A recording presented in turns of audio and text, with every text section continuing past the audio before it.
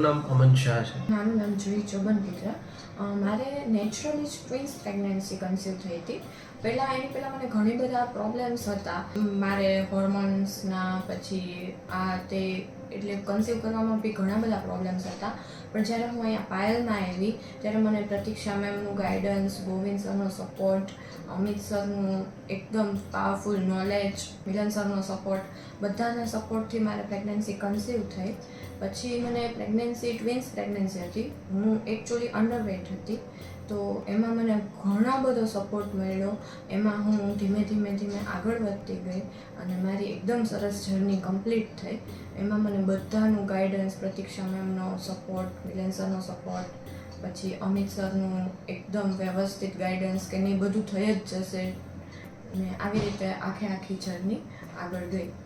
Actually અમે અમારી journey છે એ 1.5 વર્ષ પહેલાં અહીંયા સ્ટાર્ટ કરી હતી.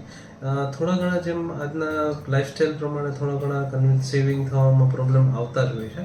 તો એના કારણે જે પ્રોબ્લેમ અમે ફેસ કરતા હતા, પછી પાયલમાં અમે કન્સલ્ટેશન સ્ટાર્ટ કર્યું અને કન્સલ્ટેશનમાં આવ્યા પછી અમને જે અમારા પ્રોબ્લેમ્સ હતા એમાંથી બહાર નીકળવામાં ખૂબ જ હેલ્પ થઈ છે.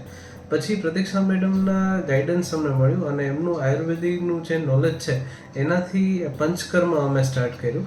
પંચકર્મની હેલ્પથી અમે પણ બિલીવ નહોતા કરી શક્યા, પણ નેચરલી અમારે ટ્વિન્સ પ્રેગ્નન્સી કન્સીવ થઈ અને આજે આ જર્નીના અંતે અને પંચકર્મની અથવા અને શિરોધારીની એ બધી ટ્રીટમેન્ટની મદદથી અમે અમારી જર્ની ખૂબ જ સારી રીતે સક્સેસફુલી કન્સીવ કરી છે.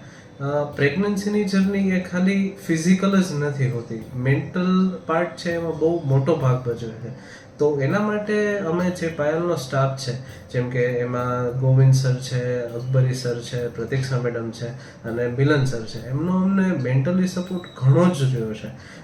અમુક એવા પણ સ્ટેજ આવ્યા હતા જ્યાં અમે મેન્ટલી બ્રેકડાઉન ફેસ કર્યું હોય કે હવે જર્ની કેમ આપણે આગળ વધારી શકશું, પણ ત્યાંથી અમને મેન્ટલી એટલો સપોર્ટ અને પોઝિટિવ અફર્મેશન ને એના હેલ્પથી અમે આ જર્ની સક્સેસફુલી કમ્પ્લીટ કરી છે.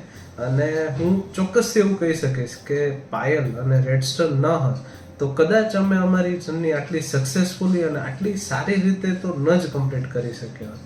પાયલ હોસ્પિટલ હવે અમારા માટે હોસ્પિટલ નહીં પણ એક ફેમિલીનો પાર્ટ થઈ ગઈ છે. અને હું એવું રેકમેન્ડ કરીશ કે પાયલ હોસ્પિટલ અને રેડસ્ટોનની મુલાકાત કન્સીવ પહેલાં તમે ચોક્કસથી એકવાર લો. તમારા નોલેજ અને તમારા મેન્ટલ જે સ્ટેટ હશે એમાં ઘણો ચેન્જીસ આવી જશે અને પ્રેગ્નન્સીની જર્ની માટે એ ખૂબ જ ઉપયોગી છે.